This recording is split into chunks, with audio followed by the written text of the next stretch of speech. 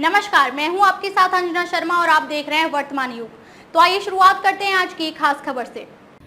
UP की इस Lok Sabha seat का बेहद दिलचस्प है इतिहास। यहाँ हर चुनाव के बाद बदल जाता है सांसद का चेहरा। श्रावस्ती लोकसभा क्षेत्र के मतदाताओं का अंदाज भी निराला है। अब तक के इतिहास पर नजर डालें तो यहाँ हर चुनाव के बाद सांसद के चेहरे बदलते रहे हैं। नए परिसीमन के बाद अब तक हुए कुल 3 चुनाव में कांग्रेस, भाजपा और बसपा के खेमे के सांसद चुने जा चुके हैं। चौथी बार विच रही चुनाव के विषाद के साथ ही कौन होगा अगला सांसद, इसको लेकर चर्चा का बाजार गर्म हो रहा है। वर्ष 2009 में श्रावस्ती जिले की 2 विधानसभा भिनगा व श्रावस्ती तथा बलरामपुर जिले की 3 विधानसभा तुलसीपुर, बलरामपुर सदर व गेसडी क्षेत्र को जोड़कर श्रावस्ती लोकसभा क्षेत्र का गठन हुआ। परिसीमन के बाद हुए पहले चुनाव में 11 उम्मीदवार आमने सामने थे। कांग्रेस ने विनय कुमार पांडे और बिन्नू, बसपा ने रिजवान जहीर, सपा ने रुबाब सईदा व भाजपा ने सत्यदेव सिंह को चुनाव मैदान में उतारा था। इसमें कांग्रेस उम्मीदवार ने 2,01,556 मत प्राप्त कर बसपा उम्मीदवार को 42,029 मतों से हराया था। सपा को तीसरा और भाजपा को चौथा स्थान मिला था। वर्ष 2014 के चुनाव में 15 उम्मीदवार मैदान में उतरे थे। भाजपा ने दद्दन मिश्र, सपा ने अतीक अहमद, बसपा ने लालजी वर्मा व कांग्रेस ने विनय कुमार पांडे और बिन्नू को दूसरी बार मैदान में उतारा।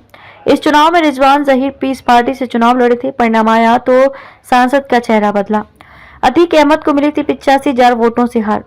भाजपा के दद्दन मिश्र ने बाहुबली अतीक अहमद को 85,913 मत से हराया। 3,45,964 मत प्राप्त कर भाजपा उम्मीदवार ने जीत दर्ज की। दूसरे स्थान पर सपा बसपा को तीसरा स्थान में पीस पार्टी इस चुनाव में चौथे स्थान पर रही। कांग्रेस को 5वें स्थान से संतोष करना पड़ा था। तीसरा चुनाव वर्ष 2019 में हुआ। इस बार सपा बसपा में गठबंधन के बाद ये सीट बसपा के खेमे में गई। कुल 11 उम्मीदवार चुनाव मैदान में उतरे। गठबंधन से बसपा ने राम शिरोमणि वर्मा को उम्मीदवार बनाया।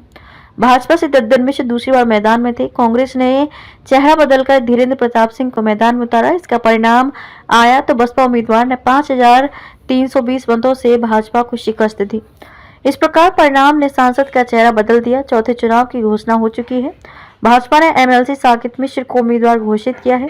सपा कांग्रेस में गठबंधन के बाद सीट सपा के हिस्से में आई है। ऐसे में सपा बसपा का उम्मीदवार कौन होगा, निर्दल दावेदार कौन कौन हो सकते हैं, इस पर चर्चा करते हुए मतदाता चुनाव की समीकरण बना रहे हैं।